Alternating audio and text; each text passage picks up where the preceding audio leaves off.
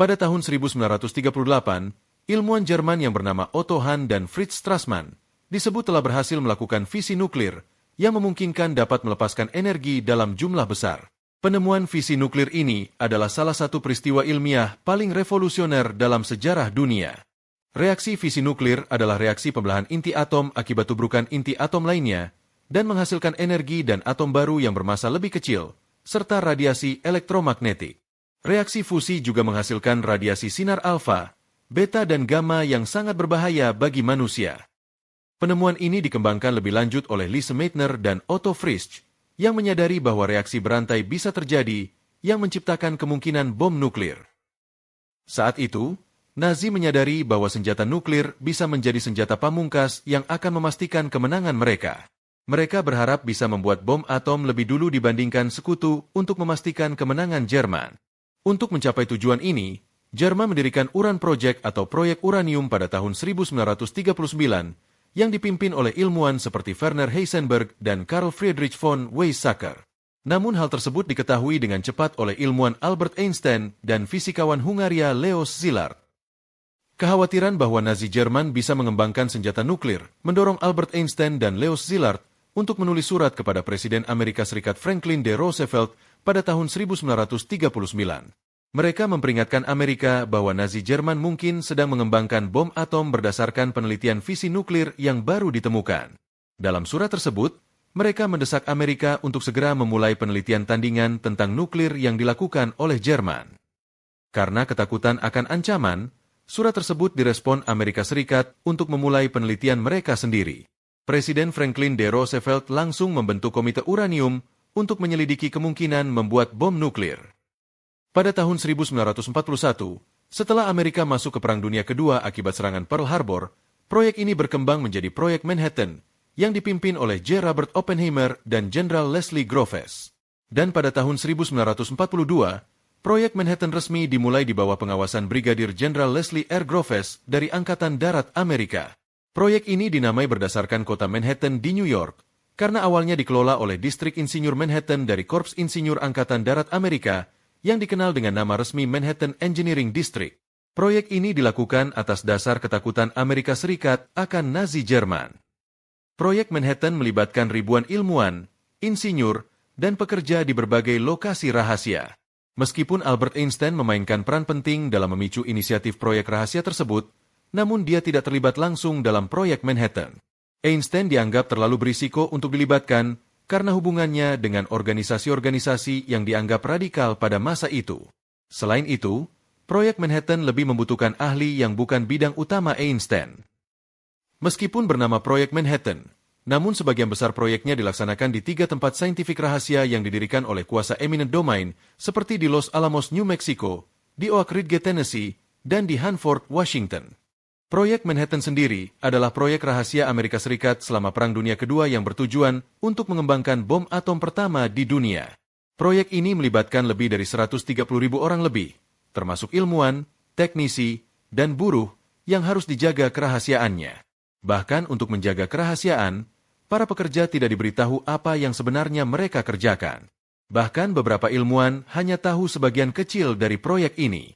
Memang pada awal 1940-an, pemahaman manusia tentang reaksi fisi nuklir masih sangat terbatas kala itu. Proyek Manhattan tidak semulus yang dibayangkan. Ilmuwan harus melakukan eksperimen besar-besaran untuk memahami bagaimana uranium-235 dan plutonium-239 dapat digunakan sebagai bahan bakar bom. Dalam Proyek Manhattan, awalnya ada 2 desain utama untuk meledakkan bahan nuklir, yaitu gun type atau little bow dan implosion type atau fat man. Kekhawatiran Amerika akan Jerman yang lebih dulu mengembangkan bom nuklir, sehingga membuat tekanan besar kepada pekerja untuk segera menyelesaikan desain yang berfungsi. Mereka memutuskan untuk memproduksi dulu desain gun type atau little bow tanpa perlu diuji coba.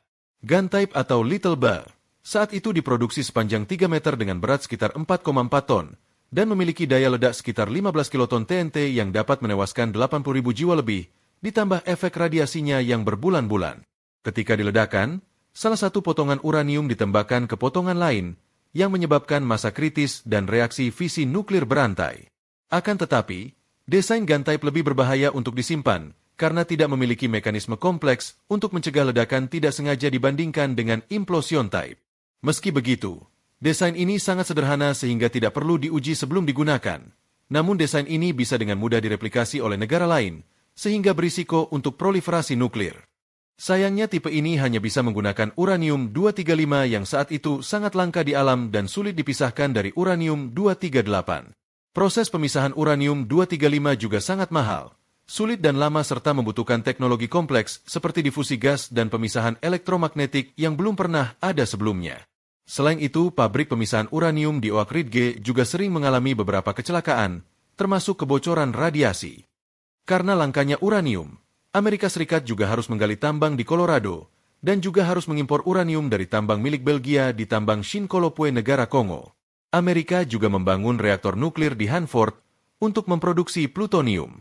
Dalam produksi plutonium tersebut, Amerika membutuhkan reaktor nuklir besar yang sering mengalami masalah operasional dan hampir gagal yang beberapa kali mengalami meltdown karena suhu reaktor tidak stabil.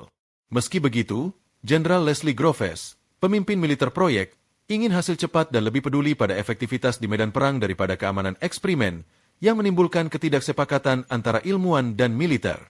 Ilmuwan seperti Robert Oppenheimer ingin proyek ini hanya digunakan untuk mencegah perang, sementara militer yang dipimpin oleh Jenderal Leslie Groves ingin memastikan senjata ini bisa digunakan secara efektif. Awalnya para ilmuwan berpikir bisa menggunakan uranium-235 dan plutonium-239 dalam desain gun type. Namun, pada pertengahan proyek, mereka menemukan bahwa plutonium memiliki masalah yaitu terlalu reaktif dan tidak stabil, dan tidak bisa digunakan dengan plutonium. Ini memaksa mereka mengembangkan desain implosion type untuk Fat Man, yang jauh lebih kompleks namun sulit dan perlu diuji coba. Desain implosion type awalnya menggunakan lapisan bahan peledak konvensional, tapi ledakannya tidak merata, sehingga plutonium tidak terkompresi dengan sempurna. Akibatnya ilmuwan harus mengembangkan lensa peledak atau explosive lens, untuk memastikan gelombang kejutnya simetris. Desainnya lebih rumit dan membutuhkan detonasi yang sangat presisi agar berhasil. Ini adalah tantangan teknis besar yang menyebabkan banyak eksperimen gagal sebelum desain akhirnya berhasil. Karena kompleksitas desain Fat Man, proyek ini memutuskan untuk melakukan uji coba bom nuklir pertama di Trinity Test pada tanggal 16 Juli 1945 di New Mexico. Trinity adalah ujian pertama untuk melihat apakah desain Fat Man bom plutonium benar-benar bisa meledak.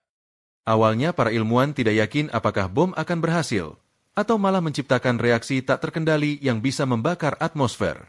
Namun dengan telah mempertimbangkan beberapa hal, uji coba nuklir ini segera dilakukan dan dinyatakan berhasil. Saat diledakkan, bom ini menghasilkan ledakan setara 21 kiloton TNT, yang menciptakan bola api raksasa dan gelombang kejut yang terasa hingga 160 km, serta cendawan nuklir setinggi 12 km. Ilmuwan yang awalnya khawatir bahwa ledakan ini bisa memicu reaksi berantai di atmosfer dan membakar seluruh bumi, beruntung tidak terjadi. Namun ada masalah yang ditimbulkan oleh uji coba nuklir proyek Manhattan ini, seperti dampak kesehatan dari dampak radiasi dan kerusakan lingkungan. Banyak penduduk terutama komunitas pribumi dan petani lokal melaporkan peningkatan kasus kanker, cacat lahir, dan penyakit pernapasan akibat paparan radiasi, tetapi mereka tidak pernah diberitahu tentang bahayanya saat itu. Penduduk setempat juga dilaporkan trauma dan takut setelah melihat cahaya kilat dari ledakan yang lebih terang dari matahari dan merasakan getaran dahsyat, bahkan beberapa mengira dunia akan kiamat saat itu. Pemerintah Amerika Serikat diketahui memang tidak memperingatkan warga tentang ledakan itu sebelumnya. Dan setelah uji coba, mereka malah mengatakan bahwa itu hanya ledakan amunisi biasa untuk menutupi fakta. Uji coba Trinity membuka era senjata nuklir di muka bumi, yang akhirnya mengarah pada pemboman Hiroshima dan Nagasaki di Jepang. Meskipun awalnya dibuat untuk menghadapi Nazi, bom atom akhirnya digunakan untuk mengalahkan Jepang, karena Nazi saat itu sudah menyerah kepada sekutu. Namun bom yang digunakan untuk Hiroshima adalah bom dengan desain gun type atau Little Bear, yang dijatuhkan oleh pesawat Enola Gay dengan ledakan setara dengan 15 kiloton TNT. Dalam peristiwa ini, sekitar 80.000 orang tewas ketika, dengan total korban mencapai 140.000 dalam beberapa bulan akibat radiasi. Sedangkan untuk kota Nagasaki, bom yang digunakan adalah bom Fat Man yang dijatuhkan oleh pesawat Boxcar, dengan ledakan setara dengan 21 kiloton TNT. Dalam peristiwa ini, sekitar 40.000 orang tewas ketika, dengan total korban mencapai 70.000 setelah beberapa bulan akibat radiasi. Para ilmuwan yang terlibat menyadari bahwa mereka baru saja menciptakan senjata paling mematikan dalam sejarah manusia. Namun banyak di antara mereka termasuk Albert Einstein dan beberapa fisikawan Los Alamos, kemudian menyesali keterlibatan mereka karena bom ini akhirnya digunakan di Hiroshima dan Nagasaki, meski hal tersebut menandai berakhirnya Perang Dunia Kedua. Banyak ilmuwan mengalami sindrom penyesalan, termasuk Oppenheimer yang kemudian menentang perlombaan senjata nuklir. Meski Amerika berhasil, Uni Soviet juga berhasil menyusupkan mata-mata mereka ke dalam proyek Manhattan, seperti Klaus Fuchs, yang kemudian membocorkan detail bom atom ke Soviet untuk mempercepat program nuklir mereka setelah perang. Peristiwa ini juga awal mulainya Perang Dingin, karena Uni Soviet juga segera mengembangkan senjata nuklirnya sendiri.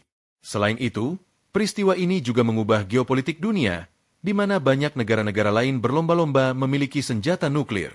Tidak hanya itu, tambang Shinkolopwe Kongo yang menjadi pemasok uranium dalam proyek Manhattan juga menjadi sumber perang saudara di Kongo. Beberapa peneliti menyebutkan, sekitar 90% uranium yang didapatkan dalam proyek Manhattan berasal dari tambang Shinkolopwe Kongo tersebut.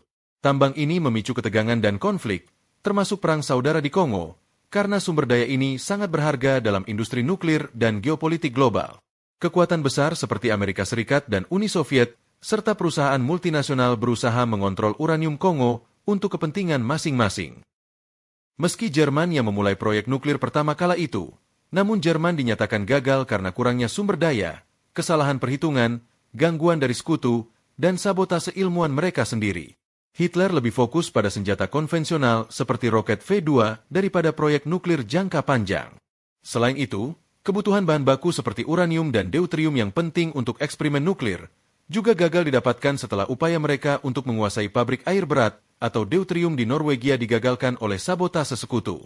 Tidak hanya itu, beberapa ilmuwan Jerman juga tidak terlalu bersemangat membantu Nazi karena alasan moral atau politis. Banyak yang berpendapat, kalau proyek nuklir Nazi Jerman berhasil duluan, kemungkinan dunia bisa jadi sangat berbeda hari ini. Diperkirakan proyek Manhattan ini menghabiskan sekitar $2 miliar Amerika saat itu, yang setara dengan ratusan miliar dolar saat ini.